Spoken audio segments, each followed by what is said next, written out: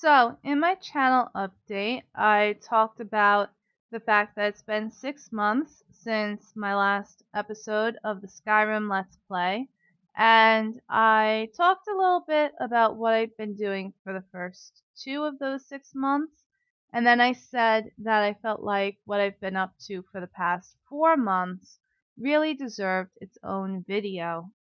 Now, I've been debating actually regarding whether I want to talk about that stuff because this is a gaming channel and what I've been up to really doesn't have much to do with gaming, if anything, and it's pretty much all about politics. Now, this is a gaming channel.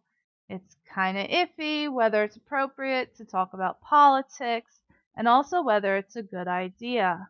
I've decided that it's worth taking the risk because this is a very high stake election year and there's really a lot for voters to be aware of and to be concerned about and take into consideration when we are deciding whom we want to vote for. Now, I'm just going to put this out there right now. I will not tell you who you should vote for. I feel like it's very inappropriate. It's not my place to tell anyone whom they should vote for. And frankly, I find it very annoying when other people do that, especially if they're trying to tell me whom I shouldn't vote for. So I will not do that, and if at any point it sounds like I am, I sincerely apologize. It is not my intention, it is not my place to tell anyone whom they should or should not vote for. That said, I do want to share some thoughts and information that I think it's very important to know. I want to talk a bit about my own thoughts and experiences regarding the election, the past 4 months of my life, and so on. Because this stuff is meaningful to me, and I think it's important to have this conversation.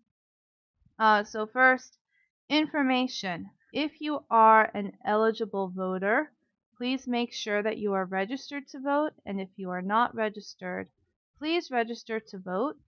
And once you are registered, or if you're already registered, please make sure you get out either on election day, which is November 8th, or prior to that. There are, if not in all states, in many or most states, various options that enable you to vote early, and that can be very helpful. Also, I recommend avoiding voting machines because in many cases there's no paper trail, it's easily hacked, it can change your vote on you, there might not be a way to verify that it counted your vote or that it counted it accurately. So there's actually a movement to have hand-counted paper ballots and have the counting observed by members of the community. If there's a way that you can get involved in this, that is a really good idea. This way we can hold our election commissions accountable because we will be involved in the election process. Now that's kind of, a lot to ask. So if you can do it, that's absolutely fantastic. I strongly encourage you to be involved in the election process as a poll worker, as an observer, whatever options are available to you in your community. And even if you are unable to do those things or you don't want to, please just make sure that you vote. Whomever you decide to vote for president, or if you choose not to vote for president, it's very important to vote in the other elections that are taking place this year. The majority of Congress is up for re-election this year. The entire House of Representatives is up for re-election this year. That's every single seat every single representative is up for re-election. So Congress currently has an 18% approval rating. That's less than 20%. Over 80% of Americans are unhappy with the way Congress has been conducting itself.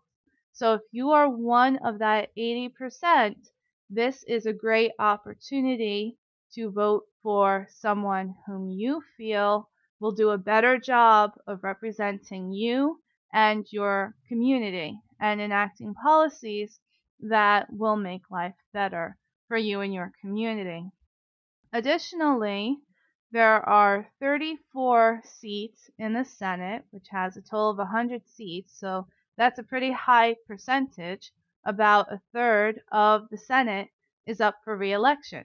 Additionally, there is a movement called Brand New Congress that is seeking to replace the existing members of Congress with everyday Americans who are not billionaires, who are not millionaires, who are not corporations or political elites, who are everyday people, working class people, and so on, who represent the interests of the American people. And Brand New Congress is currently working on recruiting candidates and organizing so that in 2018 we can elect a new majority of people who represent everyday Americans. And we can have a voice in the legislative branch that is making laws and setting policies that affect us all every day.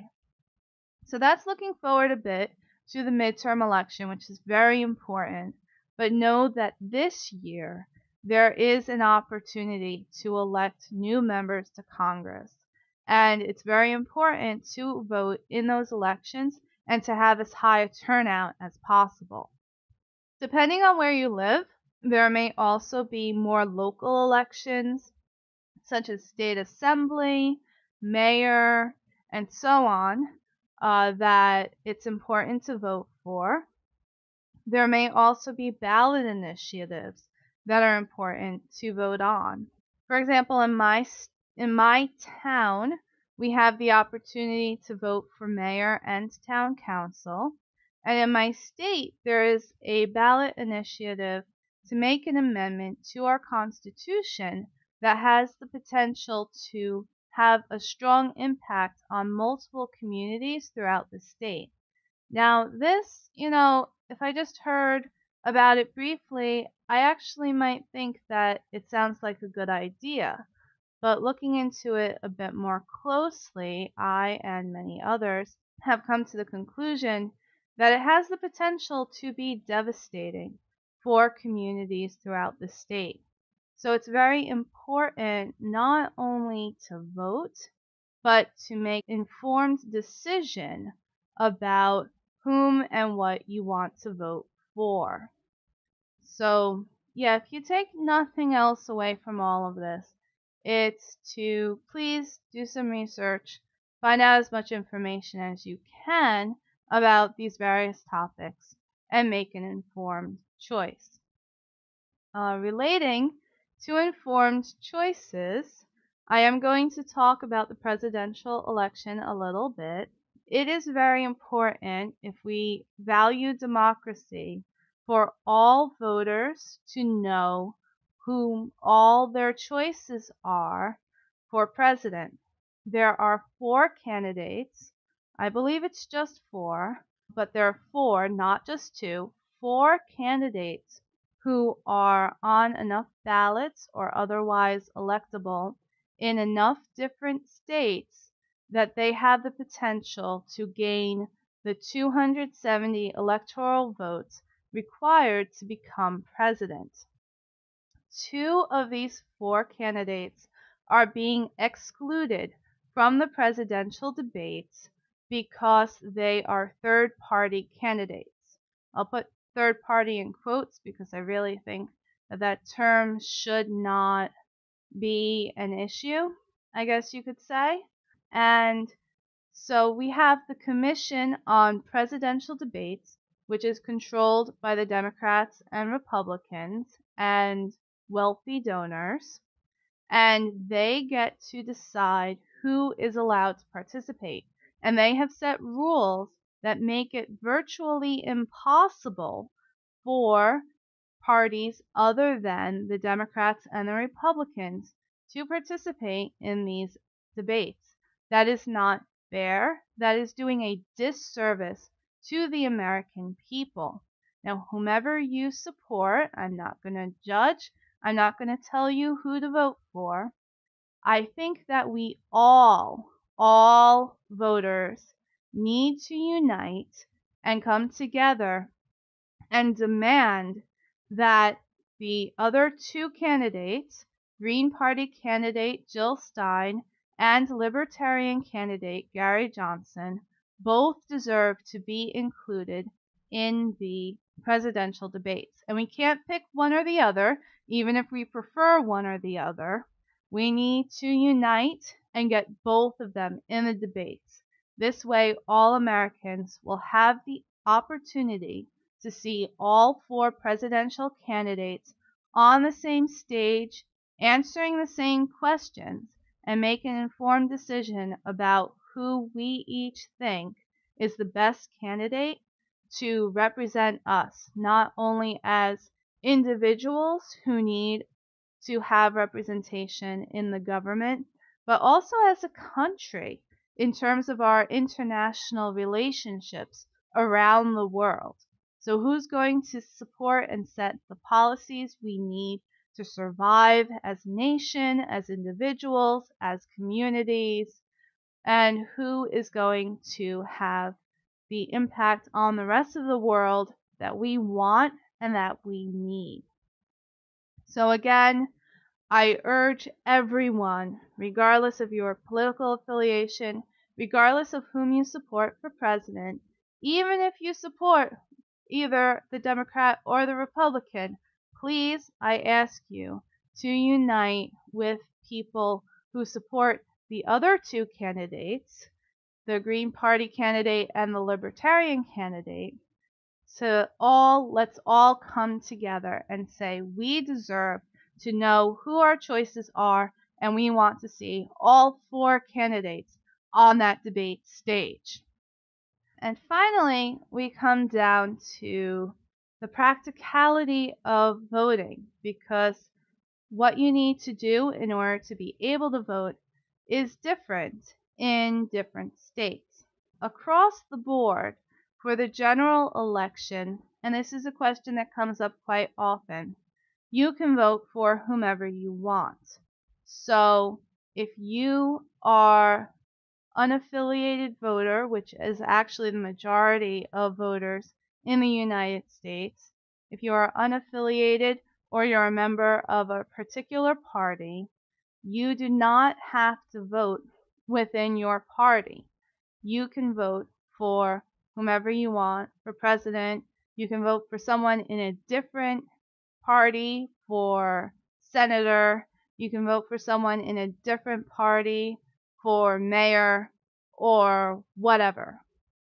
The only time that your party affiliation may play a role is during the primaries, but this is not a primary. This is the general election.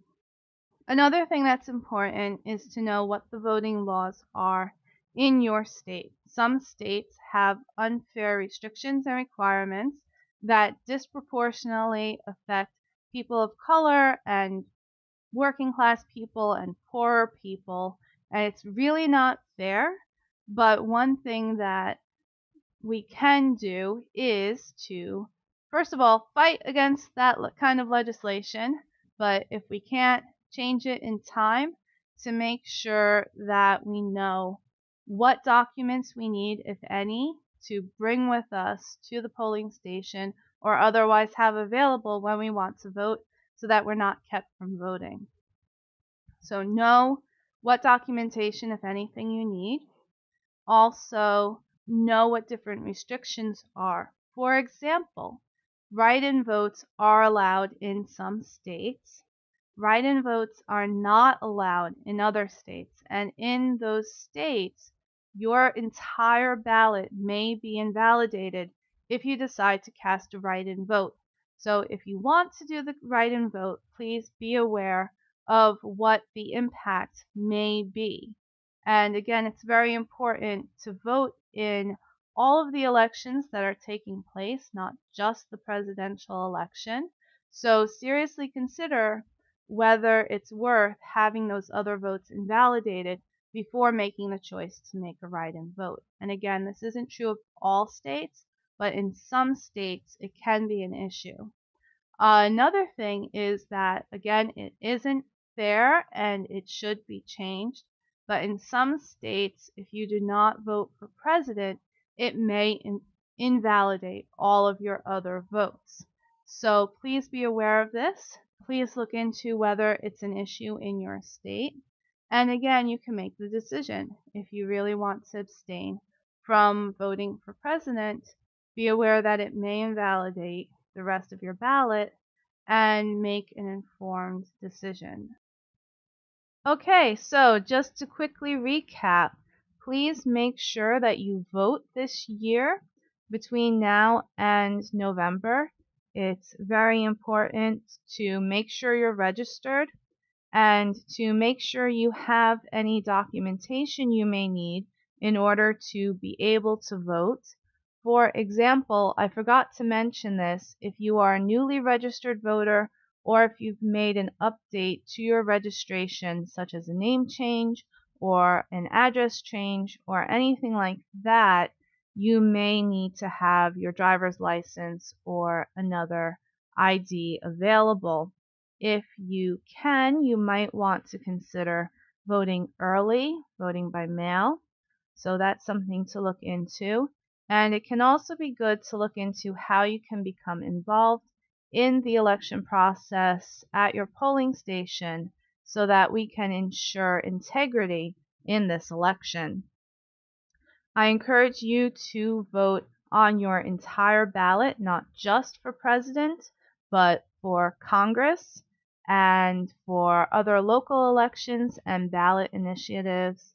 Please make informed choices. If you take absolutely nothing else from this entire video, please, please, please do your research, make informed choices, do what you believe will be best for the country. Also, on a related note, it's very important that the presidential debates include all 4 presidential candidates.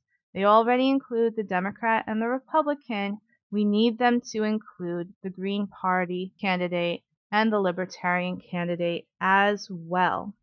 And finally, I think that makes a pretty good segue into the premise for this video, which is talking about what I've been up to for the past 4 months. I have a mental health diagnosis. My official diagnosis is mood disorder not otherwise specified, which in terms of my practical experience means that I have near constant, relatively mild, I guess you could say, depressive symptoms, punctuated by episodes of moderate to severe depression, and also some symptoms that could be described as hypomanic.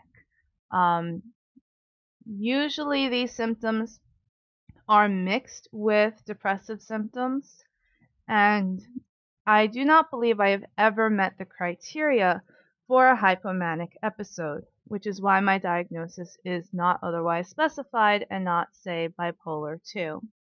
Perhaps more importantly, though tied into these issues, I have social anxiety and generalized anxiety, but the social anxiety is really a lot more relevant and has a very large impact on my life.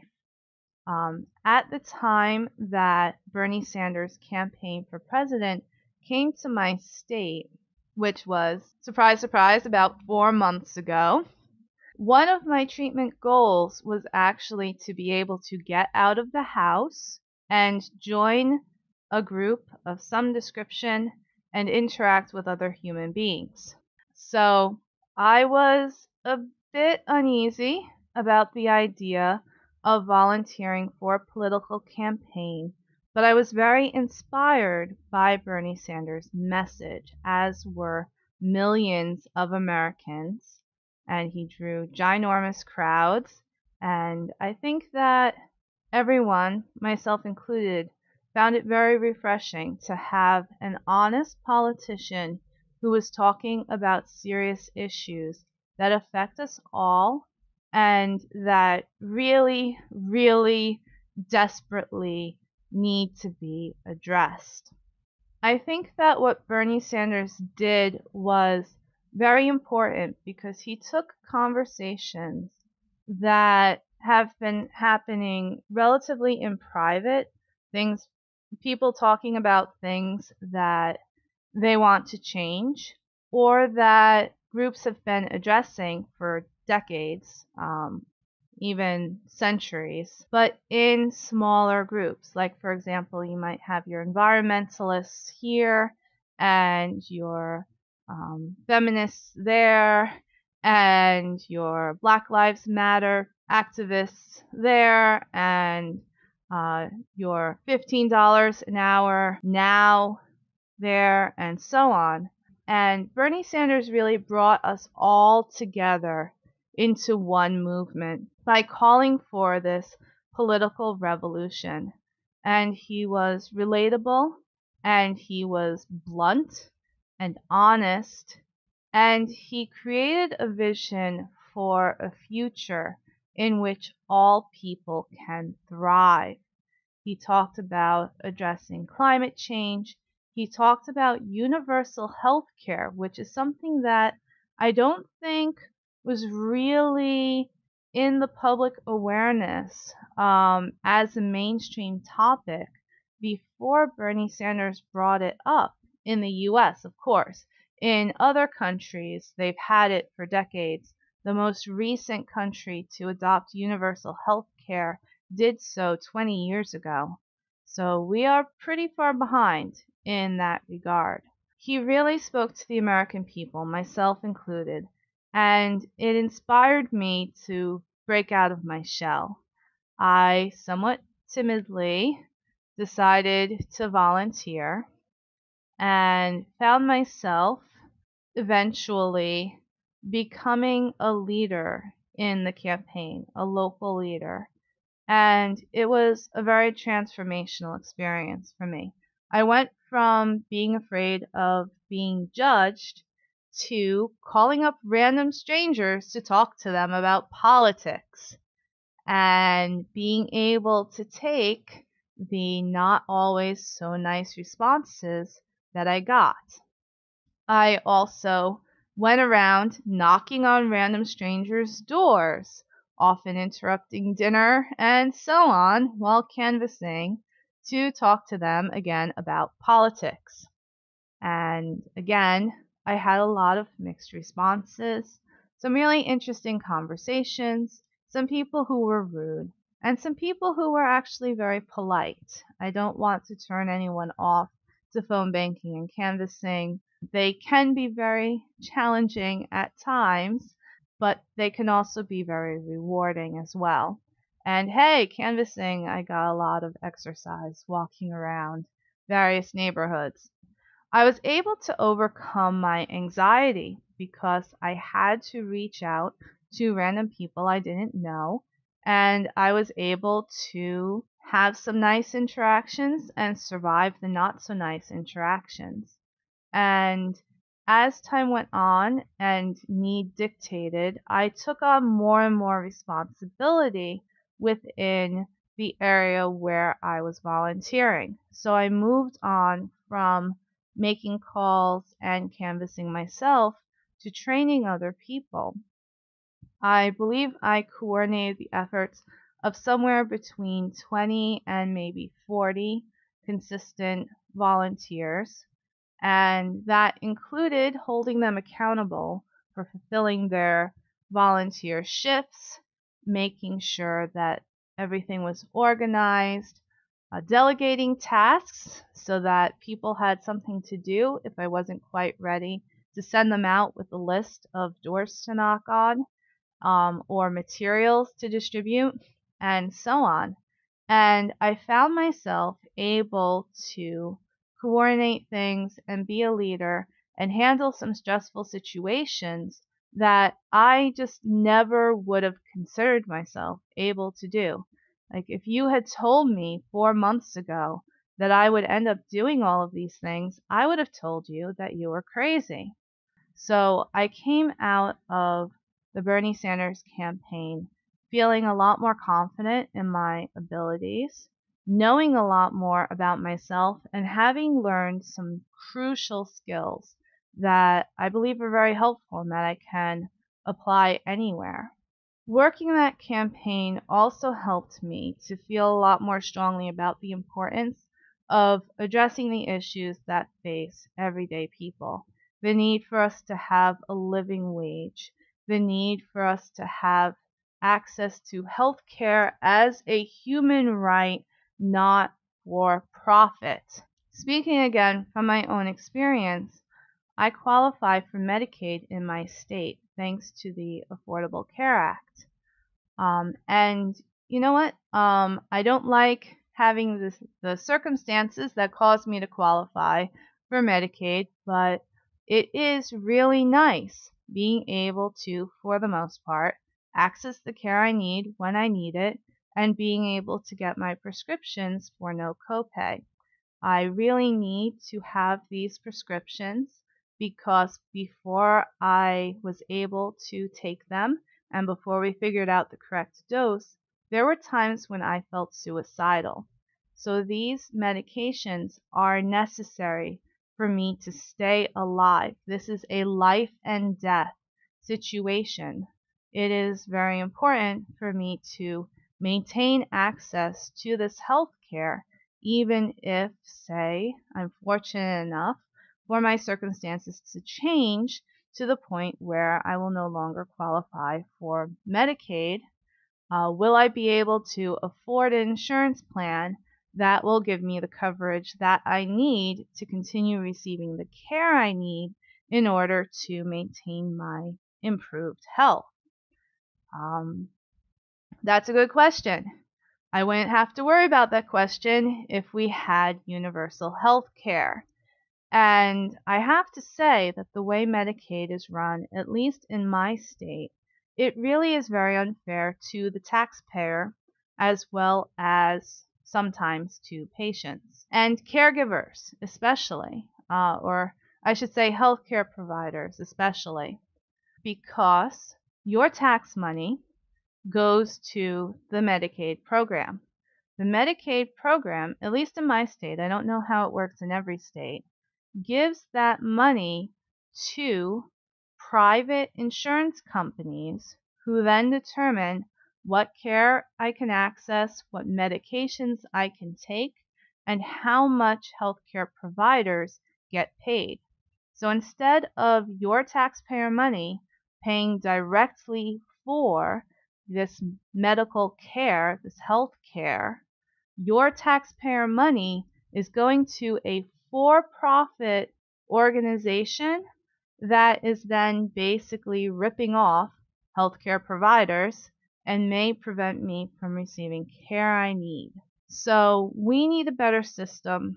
We need a system where we are paying directly for the healthcare, where healthcare providers are paid fairly, and where everyone can access the healthcare that they need. We also need living wage jobs, of course. We need to address the crisis of climate change so that our planet remains inhabitable and we have a planet for future generations to live on. And we also need to address the student debt crisis, which is really making it practically impossible for 43 million Americans to get on with our lives and to really do what we want and need to do which may include opening small businesses, buying a house, having a family, contributing to the economy, and so on. There's a lot that we could do if we weren't saddled with this debt. And it's not just students and non-students who actually have the debt.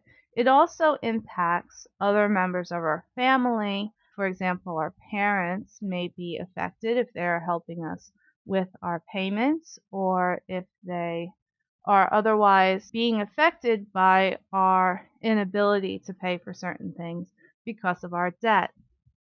So this is a huge issue that definitely needs to be addressed. After the Bernie Sanders campaign kind of came to a close and we had the Democratic National Convention, I was there protesting, trying to encourage the superdelegates to vote for Bernie Sanders.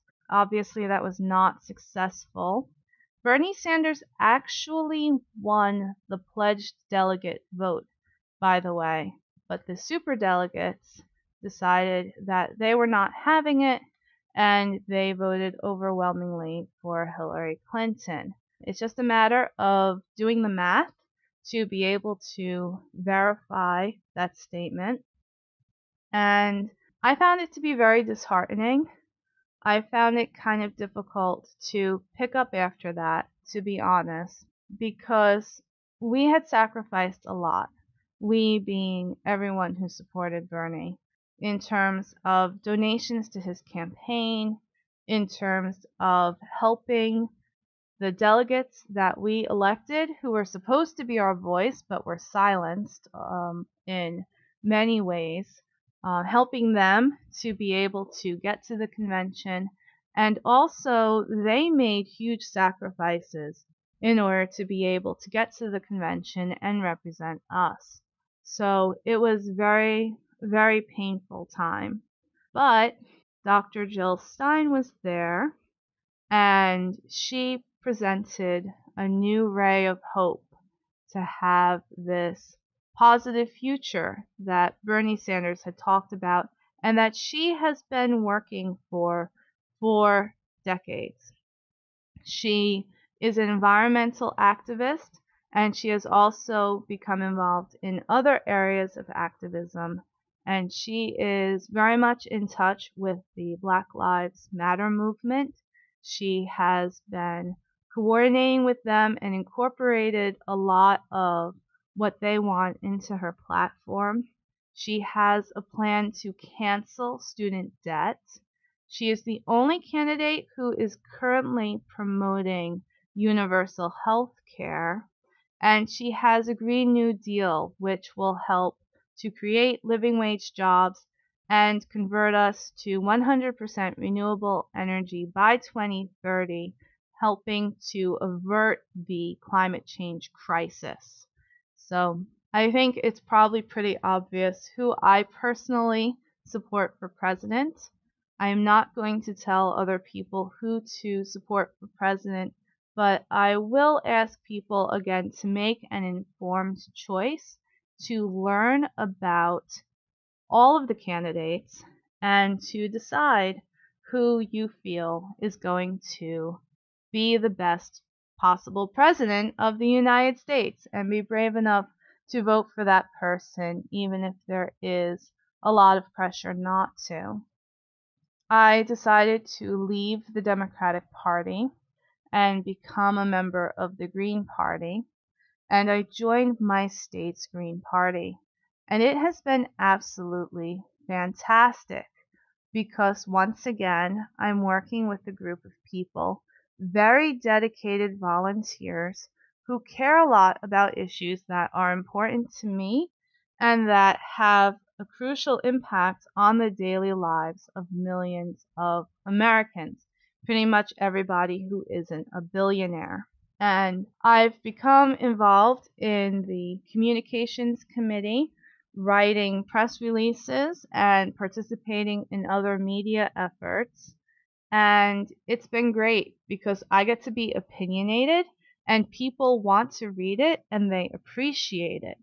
the National Green Party actually picked up one of my press releases and published it on their website and sent it out to various media outlets around the country. And that just incredibly made my day.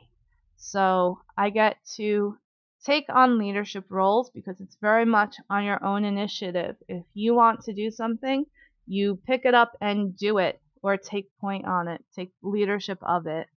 And it's so empowering for me to be part of the Green Party and also part of Jill Stein's campaign.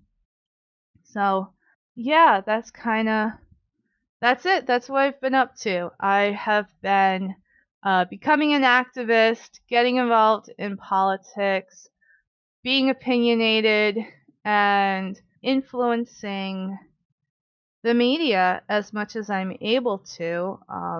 It's a little bit hard to get mainstream media on board with this stuff because they are owned by corporations who have a vested interest in maintaining the status quo.